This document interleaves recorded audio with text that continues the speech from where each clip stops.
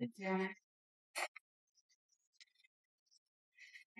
May I please support President Counsel?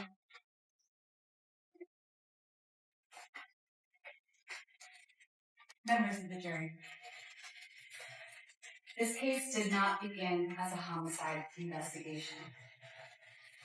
But what matters is not how this case began, but how the truth ultimately emerged. At 4:27 a.m., about 2 years ago to the day today, the defendant, Kevin West, called 911. He alerted dispatchers, my wife is having a seizure. I'm moving her to her side and getting her off the bed safely. He alerts them on the call. She's now no longer breathing. A 911 call brings first responders to the West home. The story comes from one of their own, a veteran paramedic. A normal night, a sudden emergency. At 5:11 a.m., Marcy West is pronounced dead.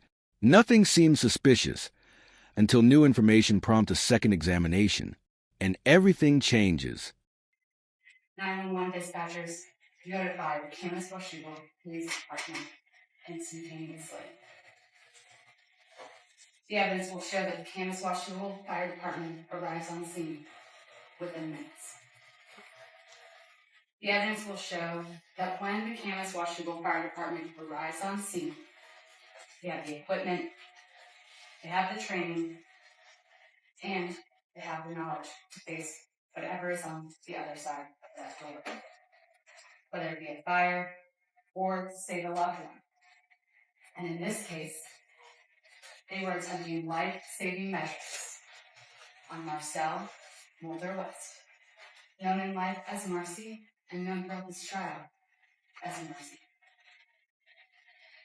The first responders trusted what they were told because it wasn't an unknown caller. It was their battalion chief.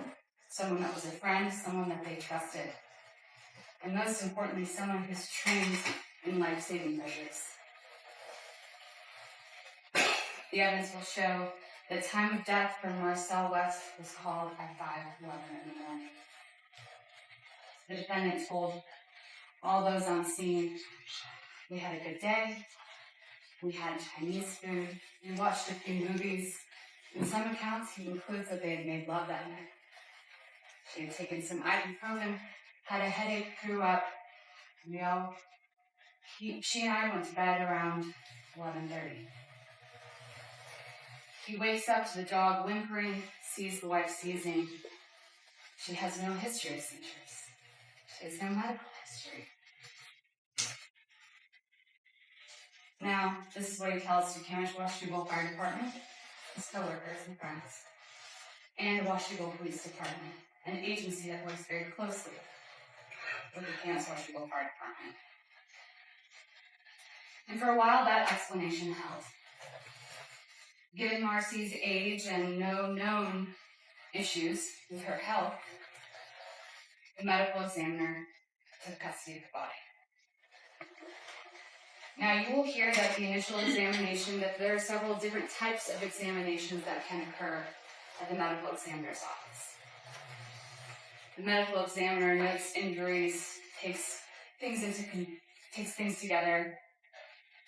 She also notes that they are getting information from trained medical personnel. A fire battalion chief with paramedic training of over 20 years.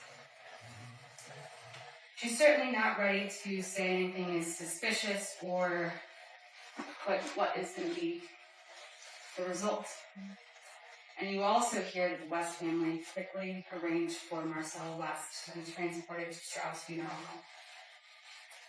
So as the body is leaving to go to Straub's funeral home, the medical examiner receives information from several sources, asking them to look into this, to look into it further.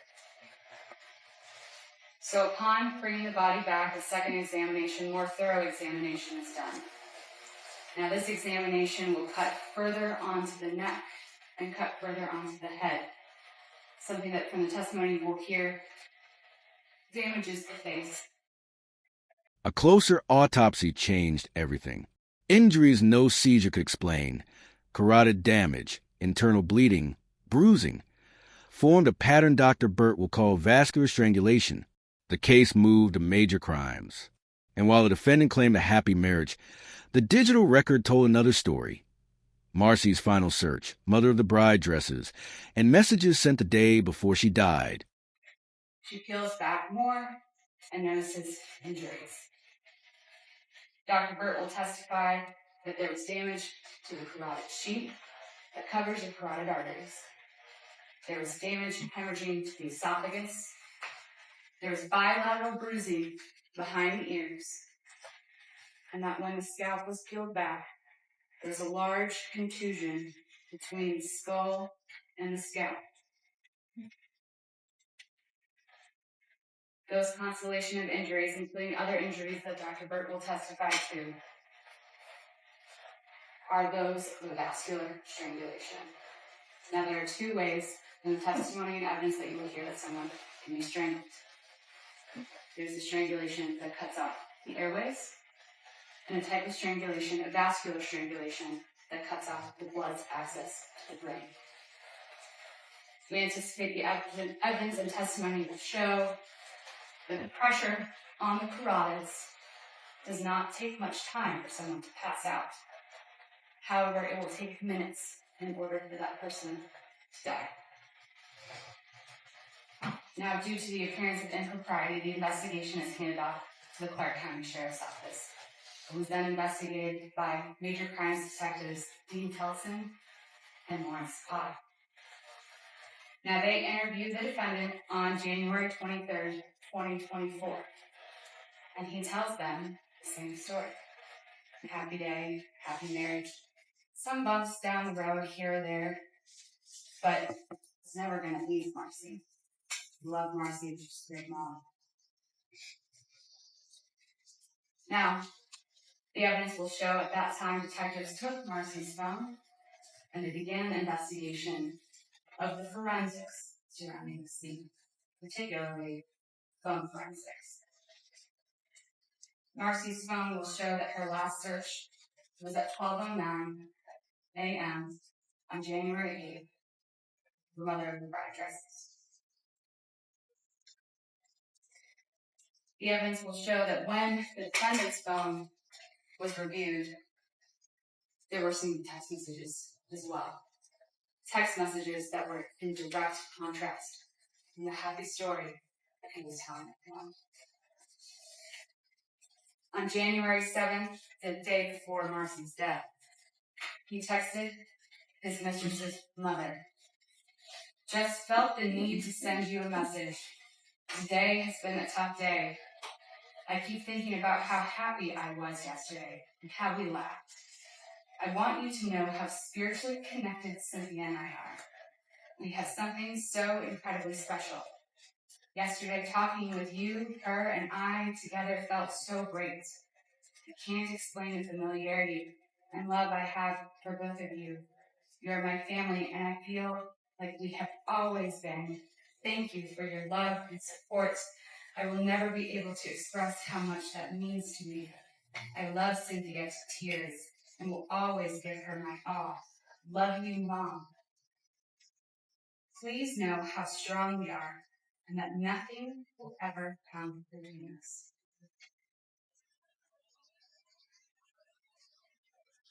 Truth doesn't reveal itself in moments, but in patterns, timing, choices, what was erased, deleted messages, a life removed from a phone, a story that begins to crack under scrutiny. This is not a trial about uniforms or heroism, but about a man and the facts before you, coincidence or convergence. The verdict will decide whether the story holds or falls apart. Now, after he met with Clark County Sheriff's officers, the testimony and evidence and phone data will show that he deleted those messages. He deleted messages that he had sent to others that said, I'm going to leave Marcy on January 8th. I know where I stand. He deleted those messages on January 26th, 3 days after he had met with Clark County Sheriff's officers. Members of the jury, you will also hear of financial strain. But you, as jurors, do not have to consider all of these things in isolation. You'll be instructed that you can use your common sense. We all know that things don't occur in a vacuum. People experience financial strain. People have affairs. People talk about leaving. Those are the realities of life and could perhaps be coincidences. But in the investigation of the death of Marcy West, the timing will matter. The convergence will matter. And you as a jury at the end of this trial will be asked to apply your common sense to see whether or not all of these things together make sense. The evidence will show that the defendant's story of what happens does not hold up to investigative scrutiny. It does not hold up to medical testimony. You will also see, in addition to this, that people, yes, do grieve differently. There will be evidence and photographs that you will see that in the days leading after her death, a photo of the two of them that once hung proudly outside or in front of the door is taken down, is put behind a couch. The room that she once occupied, the room she died in, cleared of furniture, mattress, belongings, everything empty. Her very existence in his phone deleted, her contact information deleted, her text messages deleted. Members of the jury, this is not a case about questioning the integrity of first responders. They run towards danger and help those when they're most vulnerable, when everyone else is running out. And that trust within the community is rightfully earned. But this is a case about the actions of one man in his personal life who just happens to be in the time machine. Members of the jury, when you evaluate the phone data, the testimony of witnesses, the medical testimony, photographs, everything in conjunction, my colleague Jessica Smith will ask that you find the defendant guilty of murder in the first degree. Thank you. And it's my understanding the defense wishes to make opening at this time. Is that correct? It is correct. Thank you, Your Honor. Kevin West did not kill Marcy. I call him Marcel.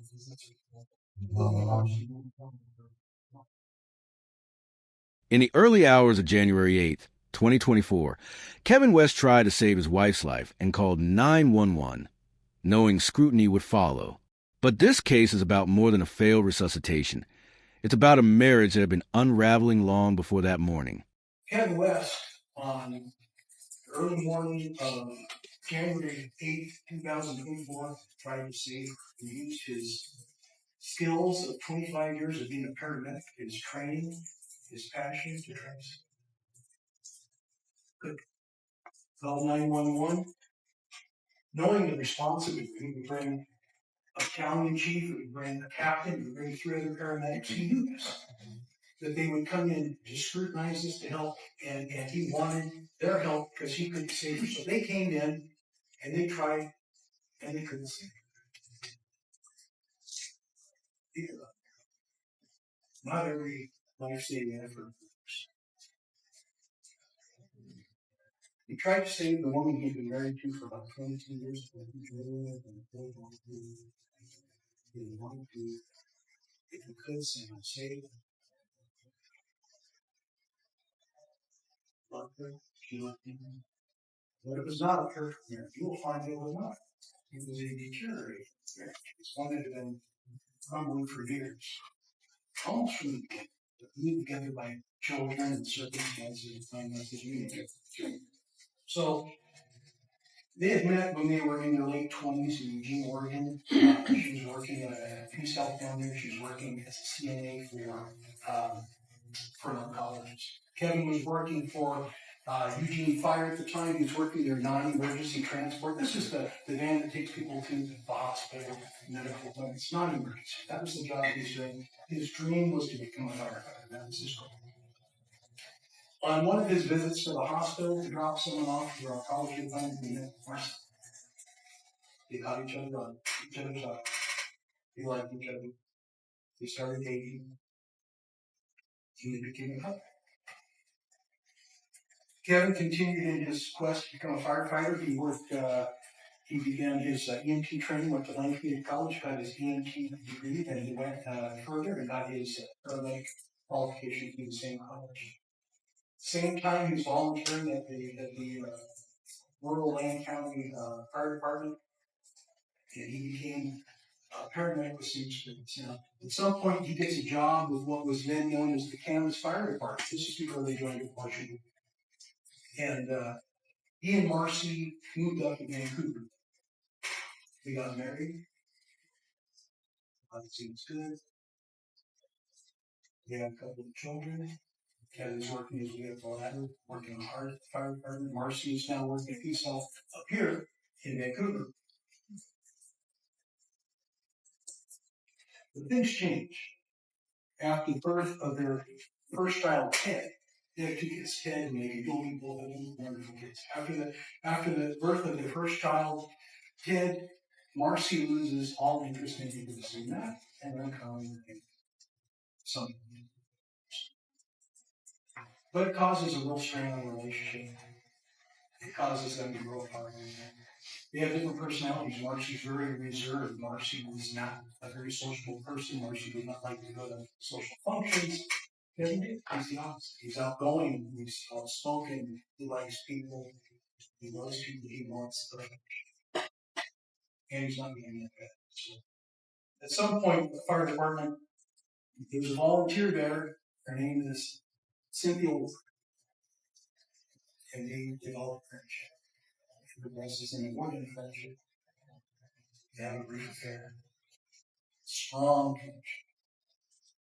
It runs its course briefly, and then they're off again. Cynthia moves away. Kevin continues his life with his wife, working his way up the ladder. Marcy keeps working at the hospital. She's working as some kind of administrative position in ER at Peace Health. Kevin works his way up the ladder. He goes from paramedic firefighter to being captain, and at some point becoming the battalion chief, one of the battalion chiefs. The marriage eroded over time. By mid-2023, Kevin rekindled a secret relationship, even as he hoped his marriage could survive. After Christmas, things seemed calmer, but beneath the surface, warning signs remained. By January 7th, 2024, it looked like just another quiet morning. The marriage continues to crumble, but it's like everything. It ebbs, flows. Sometimes it's good, sometimes it's not so good. Sometimes there's hope, sometimes there's not. And over the years, Kevin's not getting that attention that he wants, that kind of love that he wants. So, in about July of 2023, this is about 6 months before Marcy West. This is kind of the 6-month time frame. He reaches out to Cynthia, finds her on Facebook. Hey, how you doing? Been a while. Remember me? Oh, sure, I remember you. They start trading messages. They develop a friendship again online. At some point, they meet. They don't meet personally until late August. The relationship forms pretty fast. They meet. They renew their affair. They don't see each other very often because they live a ways apart, and they see each other about once every month or so. This is a relationship that Kevin is keeping secret from us. Holding out the hope that perhaps someday that relationship will be repaired. He communicates on WhatsApp. He does the things that a spouse does to keep a relationship on that. But again, it rises, it falls, and there was a time when it was really frosty, some really bad, snippy messages going back and forth. It doesn't look good, but every once in a while it gets better. And here's what, right around the end of the year, after Christmas of 2023, suddenly there's a pretty significant fall in the relationship. The messages become common. The tone is warm between the two. Now, as a backdrop to this, right around the very beginning of January, about January 2nd or 3rd, Megan, who's now first year pre-med up at the University of Washington, did really well in school, had scholarships went there. And when Marcy went up there to take her back, they couldn't listen to music in the car because she had one of her migraine headaches. Objection. Motion's moving, Your Honor.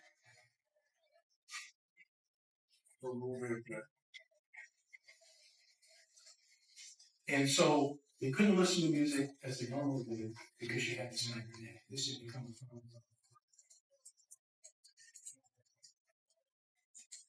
problem. She comes back, some more time goes by, Megan's up north. Ted is now going into family business. He's actually starting his first night of residency at the Hawkinson Fire Department. I'm going to fast forward a little bit. This is going up to January 7th. This is Sunday the 7th. This is the day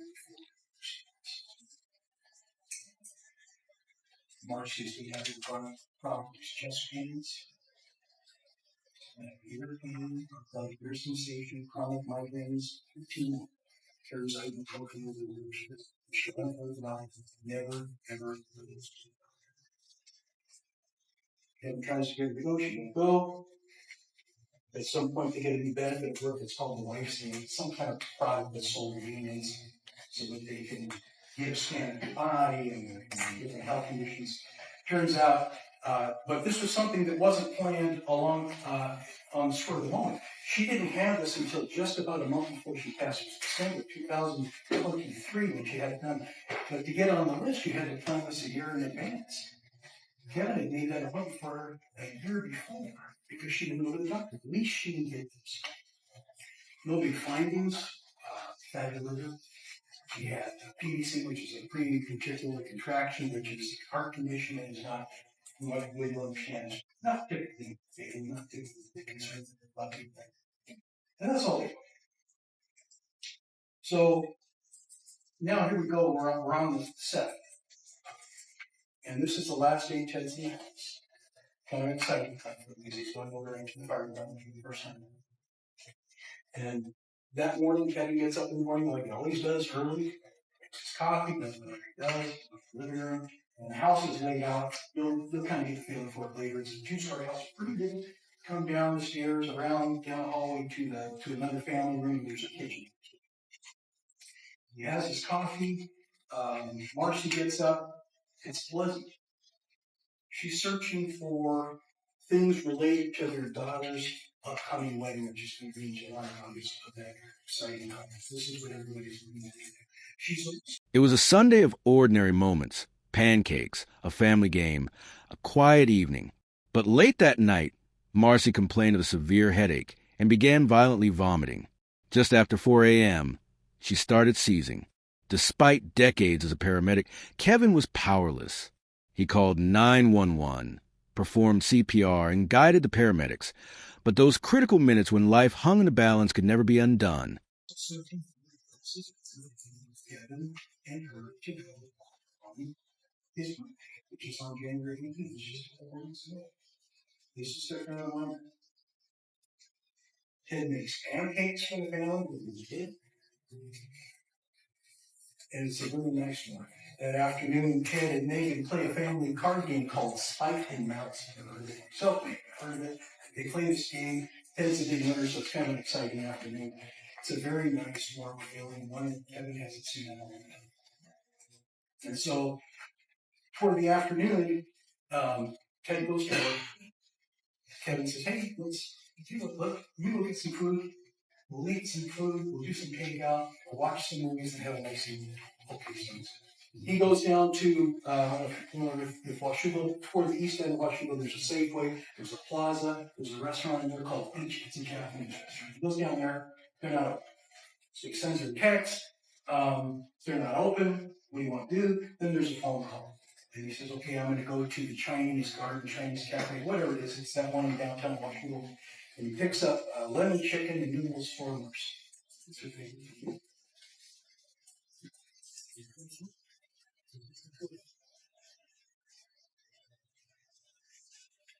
the food, they start streaming a couple of movies, to allow us to buy. Kind of cool thing.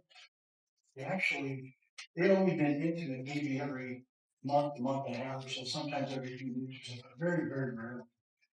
And this day, close. Sometime in the evening, we went upstairs together to the bedroom.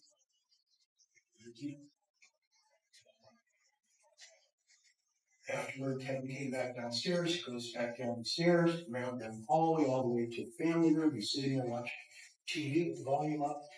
And at some point, Marcy comes downstairs and says, I'm having one of my terrible. So she takes ibuprofen. She goes back upstairs. He checks on her, make sure she's okay. Paramedic, someone's going to say, hey, how's your walk by the bed? And go on. She goes back upstairs, and a little while later, maybe 45 minutes or so, he hears, in spite of the distance and the sound going on, he hears her throwing on. He goes upstairs with me. Check on her. She's in the guest bathroom. He helps her. He holds her hair back. Does all the things you do for someone who has that control. She throws up violently for a solid minute. And then she goes to bed. Kevin goes back downstairs for a while. So when he was at the bedtime,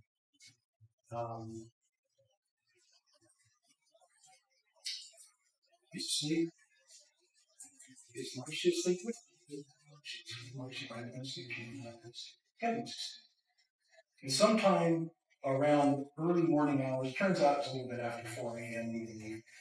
But we have a dog, Sadie. Sadie sleeps on the bed all the time. You'll see the latings, you'll see the bedspread, you'll see her monitor. Sadie sleeps on the various places on the bed down the floor. Sadie starts to wimp enough finally so that it wakes Kevin. Kevin's trying to quiet down. And then he feels something different next. He feels something kind of stiffen and unusual. So he kind of reaches over, he looks over, and Marcy's having a seizure. He's a trained paramedic, he can recognize the seizure. He sees the seizure, he goes around and tries to help her. This is something he's not seen happen to her before. She doesn't have any real life-threatening conditions that he's aware of. So he calls 911. He can't help her, and he has enough sense to not let his ego get in the way like a lot of people in that training with. He tries to help her first and then calls me, knowing the response. He's on the phone with 911. They're telling him to perform CPR. You hear the call. He's a little frustrated because they're teaching him, they're trying to get him to do CPR in a way that he does not feel that they should, part of his training. But he ends up following the instructions, the breaths, and then the compressions. So he's giving her compressions. He's good. He knows how to do this. He's giving very good, effective compressions. At some point, he hears the silence. He says, I got to run downstairs. It's all 911 call. I got to run downstairs and unlock the door. He does. He goes downstairs, unlocks the door, comes back up, compressions. Then you see the cavalry. You got two paramedics traveling together first. They get out of their car. One of them comes in first. He's Rick Byrne. He comes in. He says, where are you? And he hears a voice upstairs. I'm up here. And so he goes up. He realizes for the first time, it's this guy. It's the cavalry. Rick goes in, sets up his heart monitor. When paramedics arrived, every second counted. One ran monitors and gave drugs. Another operated the Lucas CPR machine, and a third managed the airway. For over 30 minutes, 9 cycles of CPR, they fought to save Marcy West. Despite their skill and determination, there was no pulse. Some lives, no matter the effort, cannot be saved. He's kind of the head guy at this one. Sets up the heart monitor, puts the IVs in for the epinephrine, and the bisodium carbonate. These are things to help stimulate the heart to make the chances better. And at the same time, we have Eric Miller coming, another paramedic, and he's setting up for the what's called the Lucas device. You learn about this. The Lucas device is going to be. And when you get the Lucas device on, you've got the monitoring going on, and then you've got another paramedic who comes in. She's working ahead. She's doing what they call the bag. Okay, you have someone doing it's a bag valve mask, the mediums, and she's working that. And this is the thing where you have to press down on the face really hard to get a seal with the mouth and the nose. And you have to reach under the head, grab under the chin, and around behind your ears, squeeze, lift the hand, pull, so you clear the air. And she does this, and somebody else has to do the bagging for this brief period of time because you only have so many hands. And so she's doing this until they get the eye gel. And that's a tube that's shaped like this long. If it goes in like this, it's a blind insertion where it keeps the airway in. Then they hook the bag valve mask up to the eye gel. They work on her for 30 minutes. You'll see a video of this Lucas device. This thing is literally a machine. It's doing CPR. It's mechanized CPR.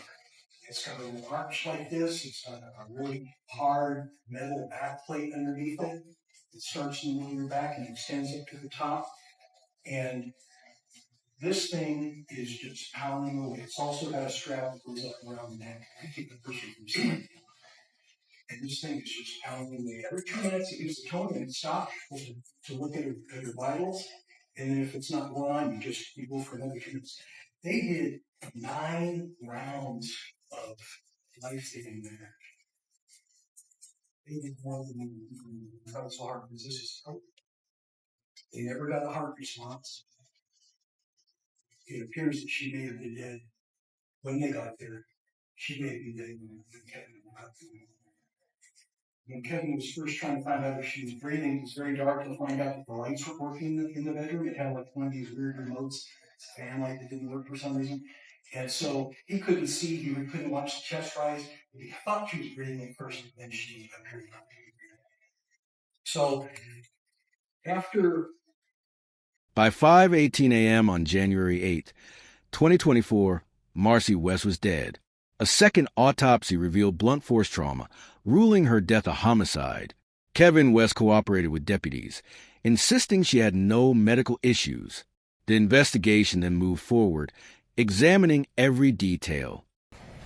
After all these efforts, at 5:11 a.m. on January 2024, Marcy West is murdered.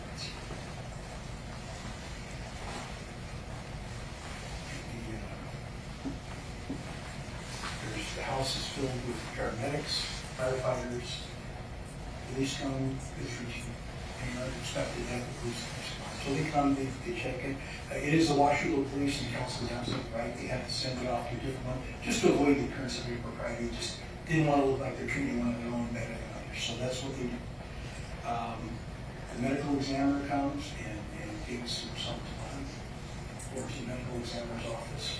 And about 2 days later, there's an autopsy. This is Dr. Martha Burt. You've heard about her a moment ago, and you hear about her again. And Dr. Martha Burt does an initial autopsy. Really nothing to see here, but she does this initial autopsy, no real serious findings. And then they receive some information from somebody, as counsel mentioned, that got their attention. Say, hey, because the body had been done, packed up, and sent to the funeral home. Go get that body back. So they go get the body, they bring it back. A couple of days after that, they do a second autopsy. Dr. Burt will insist it's one autopsy, but it's a second part of one autopsy. They did not make any additional incisions, the counsel said. What they did was they just looked at the same and took more pictures and looked a little deeper. That's what they did. All the what they call the reflection they had done the first time. So this time, with this newly acquired information, they're now interpreting things into it. And Dr. Burt will say that it appeared to be, to her, blunt force trauma to the carotid sheath, which is this thing that runs down here to the top of your heart bones. And all the damage, all the tissue damage is kind of low to the neck, from the top of the neck. And you also learned that on the 7th, before Ted left, he gave her one of these incredible Ted West massages. I should have mentioned that earlier. He gave these massages where he would rug really hard. He would stick his elbow in and just dig until people said, okay, that's enough. Everybody wanted more and more and more. He gave everybody massages. He was famous for this. He gave Kevin massages, he gave Marcy massages almost every day. All of his female cousins and sisters, he gave everybody these incredible massages. But they see this damage, and Dr. Burke has to go just off what she sees and what she's heard. Can't talk to a person. So she sees no other cause that she can think of that she identifies.